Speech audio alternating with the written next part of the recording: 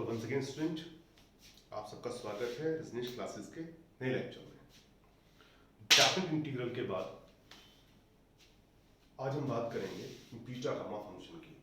Beta gamma function पढ़ने के लिए पहले आपको डेफिनेट इंटीग्रल्स की सारी प्रॉपर्टीज का पता होना बहुत जरूरी है। तो जिन स्टूडेंट्स ने अब तक डेफिनेट इंटीग्रल्स के लेक्चर नहीं देखे वो जाकर पहले डेफिनेट इंटीग्रल्स के लेक्चर देखें, उसके बाद फिर इस लेक्चर को स्टार्ट करें। तो चैप्टर सेकंड हुआ मेरी साइड से आपका बीटा एंड गामा फंक्शंस। तो इसकी बहुत सारी डिटेल्स तो मैं आपको फिलहाल नहीं बता पाऊंगा, आपके लिए यूजफुल नहीं है। तो पहले बीटा एंड गामा फंक्शन में हम बात करते हैं गामा फंक्शन की। बीटा भी बताऊंगा, चिंता मत करें। पहले गामा फंक्शन कंसीडर करें एक इंटीग्रेशन जिसकी लिमिट 0 टू इनफाइनाइट हो। इंटीग्रैंड हो e to the power -x, x to the power n-1 dx। तो जब आप इस टर्म को इंटीग्रेट करेंगे तो जहां पर x है वहां तो आप लिमिट अप्लाई कर देंगे। इंटीग्रेट करने के बाद इंटीग्रेट करने के बाद तो हर उस जगह जहां पर x से पहले upper limit minus lower limit apply हो ही जाएगी। लेकिन जो ये n है इसमें कुछ वैल्यू पुट नहीं की जाएगी, ये n ही रहेगा।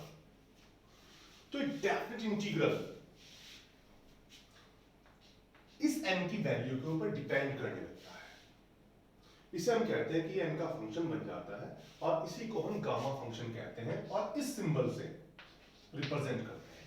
It is known as gamma n। इसे हम ऐसे पढ़ेंगे गामा n।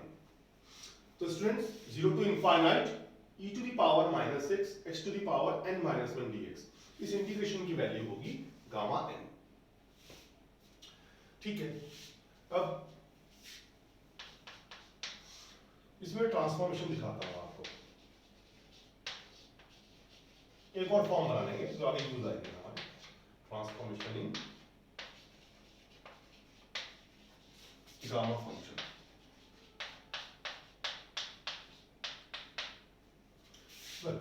मैंने भी आपको बताया क्या कि 0 to infinite e to the power -x, x to the power n-1 dx, ये वैल्यू गामा n हुआ करती है। अब अगर यहां पर x के स्थान पर कोई कांस्टेंट के साथ मल्टीप्लाई कर दी जाए, x के साथ किसी कांस्टेंट k की मल्टीप्लाई कर दी जाए, यानी कि e की पावर -kx आ जाए, तो इसकी वैल्यू क्या बनेगी? इसे समझने के लिए या सॉल्व करने के लिए हम पुट करते हैं kx को t। ऐसा करने से k टाइम dx आएगा dt। तो 0 टू इनफाइनाइट लिमिट चेंज करते हैं, x को 0 पुट किया t 0, x को इनफाइनाइट पुट किया t infinite, e to the power -kx क्या हो गया t। x क्या हो जाएगा t upon k to the power n-1 dx dt upon k। Well k की पावर n-1 यहां से आती है, k यहां से आता है, तो k की पावर n बाहर आ गया। Limit 0 to infinite e to the power -t, t to the power n-1 dt। ध्यान दीजिएगा, अभी ऊपर क्या बताया था मैंने आपको, 0 to infinite e to the power -x, x to the power n-1 dx क्या होता है गामा n। और डेफिनेट इंटीग्रल वेरिएबल से इंडिपेंडेंट होता है। मीन आप x को यूज करें, t को यूज करें, y को यूज करें, z को यूज करें, पर कुछ पड़ता ही नहीं है इस बात से। तो 0 to infinite e to the power -t, t की पावर n-1 क्या होना चाहिए गामा n। तो आप इस रिजल्ट को ध्यान रखेंगे आगे। क्या रिजल्ट तैयार हुआ कि 0 to infinite e to the power -kx, x की पावर n-1 dx की वैल्यू होती है गामा n अपॉन k की पावर n। यानी कि 0 टू इनफाइनाइट e की पावर -x, x की पावर n-1 dx अगर गामा n है और यहां पर x के साथ k मल्टीप्लाई में आ जाता है, तो 0 टू इनफाइनाइट e की पावर माइनस kx x की पावर n माइनस 1 dx की वैल्यू बन जाएगी k की power n upon sorry gamma n upon k की पावर n। क्लियर? चलिए अब और आगे बढ़ते हैं। वेल एक नोट डाल लीजिएगा पहले सभी स्टूडेंट्स कि अगर ऊपर कोई भी पॉलिनोमियल हो x की power m plus a1 x की पावर m माइनस 1, ये बड़ा यूजफुल रिजल्ट है, आपने पढ़ा भी होगा डिफरेंशियल कैलकुलस पढ़ते हुए इंडिटरमिनेट फॉर्म चैप्टर आता है उसके अंदर या लिमिट्स की प्रॉब्लम सॉल्व करते हुए भी पढ़ा होगा। कोई भी पॉलिनोमियल हो और नीचे e की पावर x हो तो limit x goes to infinite पर इसकी वैल्यू 0 ही आती है। ठीक है, आपसे नोट कर लीजिएगा वीडियो पॉज करके, मैं अब आगे बढ़ता हूं।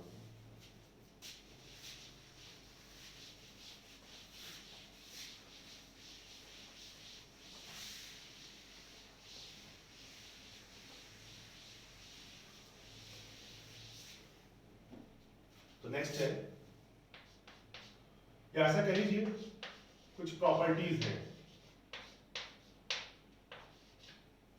जो हमारी सहायता करेंगी, हेल्प करेंगी बीटा गामा फंक्शन को स्टडी करने में। तो प्रॉपर्टीज ऑफ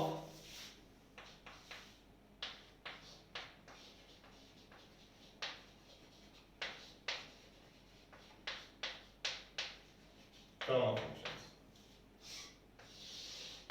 सबसे पहली प्रॉपर्टी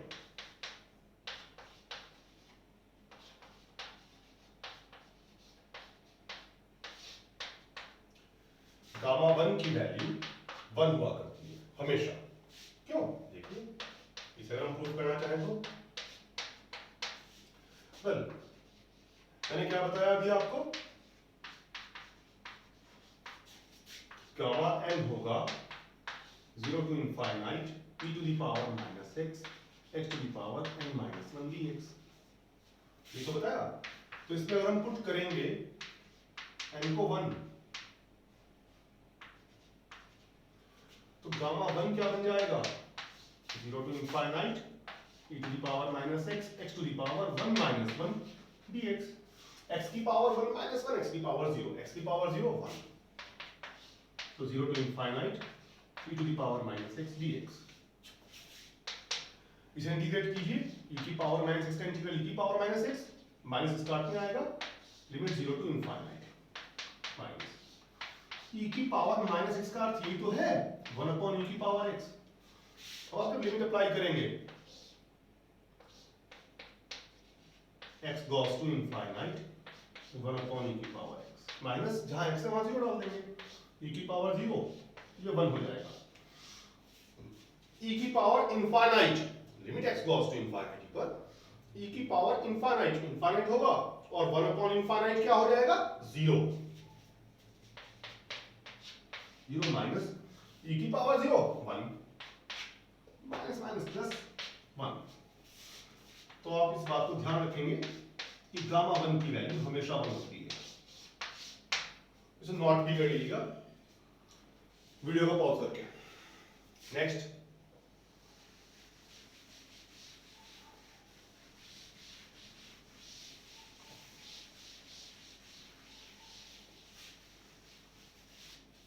प्रॉपर्टी सेकंड,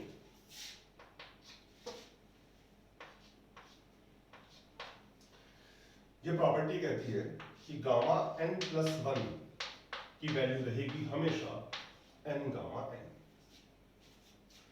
क्यों? देखिए we have by definition of gamma function, अगर मैं गामा फंक्शन में n की जगह n प्लस 1 का इस्तेमाल करूं तो क्या होना चाहिए 0 टू इनफाइनाइट e की पावर माइनस x की पावर n की जगह n प्लस 1 है अब मेरे पास n प्लस 1 माइनस 1 dx। तो गामा n प्लस 1 क्या जाता है 0 to infinite e to the power minus x to the power n dx। अब हम इसे इंटीग्रेट करते हैं by part. Well x to the power n as it is रखा, e की पावर माइनस x का इंटीग्रेशन माइनस e की power minus x, limit 0 to infinite, minus में इसे डिफरेंशिएट किया n x की पावर n माइनस 1, इसे integrate किया e की पावर माइनस x का इंटीग्रल e की पावर माइनस x, इसका माइनस स्टार्ट में आएगा प्लस हो जाएगा, limit 0 to infinite dx। So students gamma n plus 1 क्या बन गया, माइनस, इस पे लिमिट अप्लाई होगी पहले infinite, limit x goes to infinite, x की पावर n e की पावर x नीचे आ जाएगा, माइनस में माइनस बाहर प्लस हो जाएगा, जहां पर x है आप वहां पे अप्लाई करेंगे 0, e की पावर 0 1 और 0 की power n 0, plus n time 0 to infinite e to the power minus x to the power n minus 1 dx। Well अब ये तो आप सब अच्छे से जानते हैं इंडेफिनिट फॉर्म की हेल्प से, अगर ऊपर x की फाइनाइट पावर है नीचे e की पावर x है तो x गोस टू इनफिनिटी पर इसकी वैल्यू 0 ही बनेगी, क्योंकि अगर आपसे एक्सपेंड करेंगे नीचे इनफाइनाइट पावर्स आती हैं x की, ऊपर फाइनाइट पावर्स हैं, नीचे x की इनफाइनाइट पावर्स तक एक्सपेंशन जाएगा तो 1 अपॉन इनफाइनाइट प्रॉपर्टी से वैल्यू 0 ही बनेगी। ये क्या बन गया, ये टर्म 0 ये 0, n time 0 to infinite e to the power minus x to the power n minus 1 dx। ये क्या है, गामा n, तो प्रूफ हो जाता है कि गामा n प्लस 1 रहेगा n गामा n। अब आप इसे एज ए फॉर्मूला भी याद रखेंगे, क्या एक बार सेंटर बॉक्स कर दे रहा हूं आपके लिए, gamma n plus 1 is always n gamma n। Clear? कोई डाउट हो तो आप कमेंट बॉक्स में जाके कमेंट लिख के पूछिएगा, मैं आपको बता दूंगा, ठीक है। नेक्स्ट प्रॉपर्टी पे आते हैं।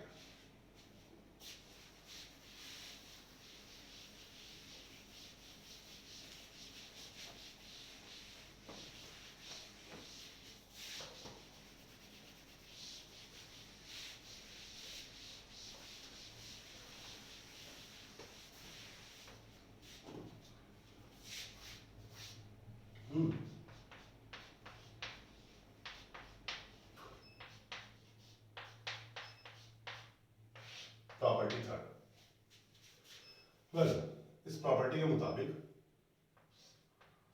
गामा n प्लस 1 हमेशा रहता है फैक्टोरियल n, यदि n एक पॉजिटिव इंटीजर हो,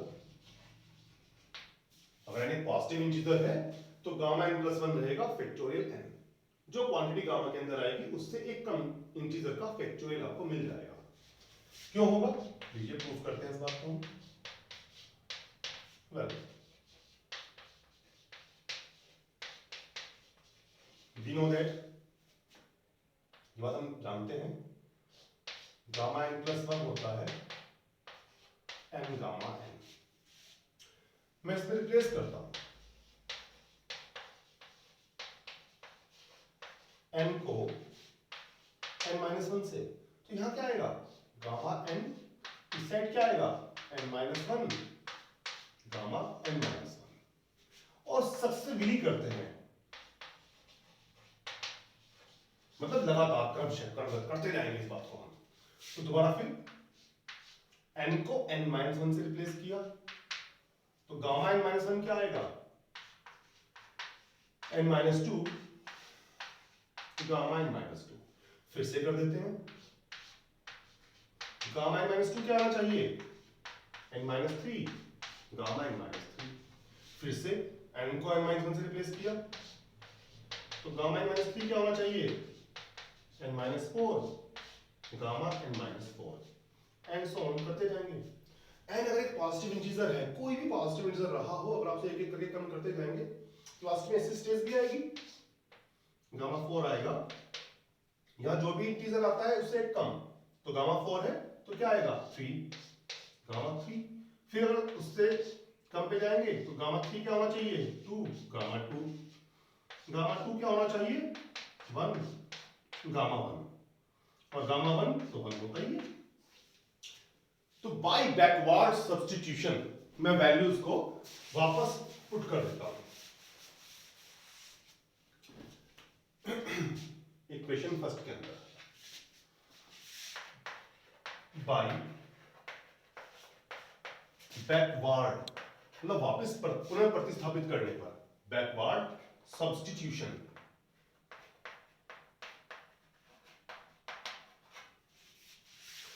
तो साहब फ्रॉम फर्स्ट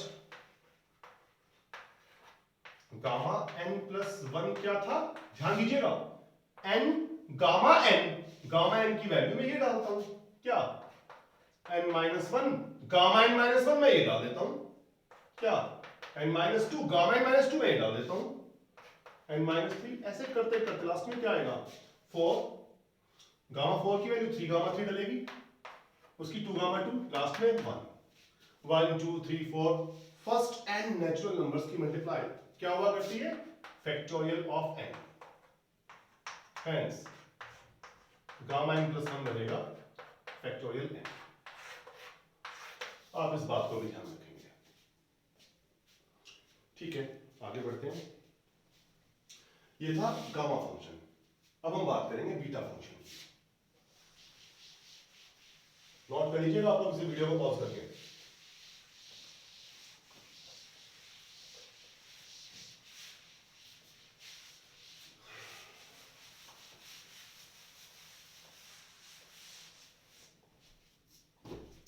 ठीक है तो अगला टॉपिक है हमारा बीटा फंक्शन।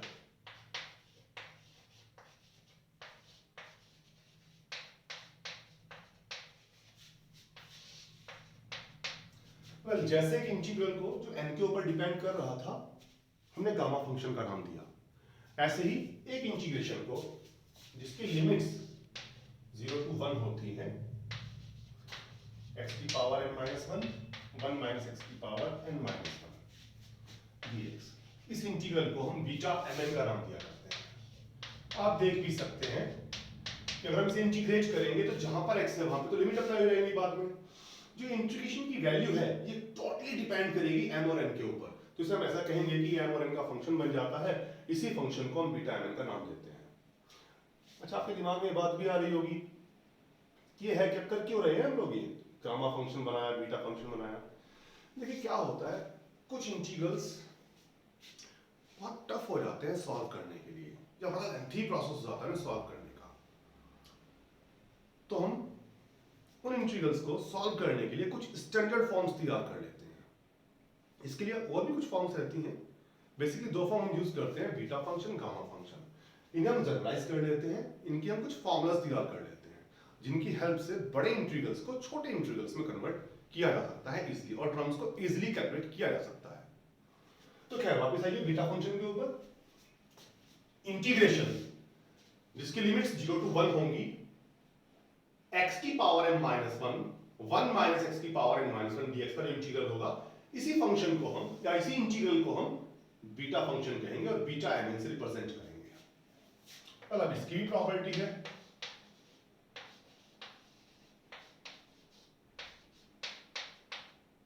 फर्स्ट प्रॉपर्टी तो ये है कि बीटा mn वही होता है जो बीटा nm होता है। क्यों, देखिए प्रूफ करते हैं इस बात को हम। Well we have beta mn क्या बताया था मैंने आपको अभी, limit 0 to 1 x to the power m minus 1 minus x to the power n minus 1 dx। इसमें अगर मैं डेफिनेट इंटीग्रल की प्रॉपर्टी का इस्तेमाल करूं,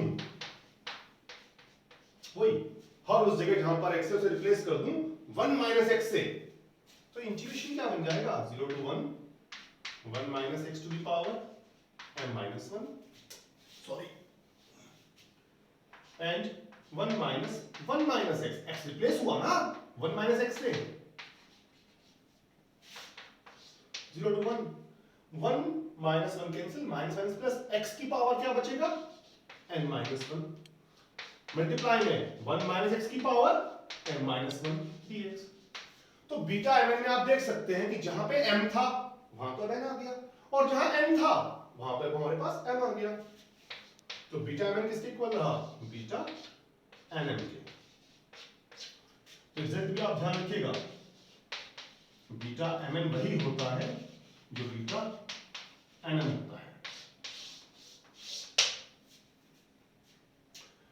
चलिए इसे नोट कर लीजिएगा, अब आगे बढ़ते हैं।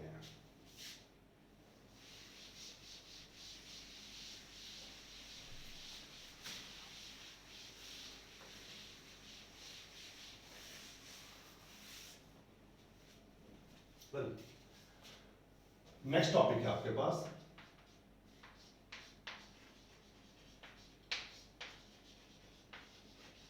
Transformation in beta function. Well we have,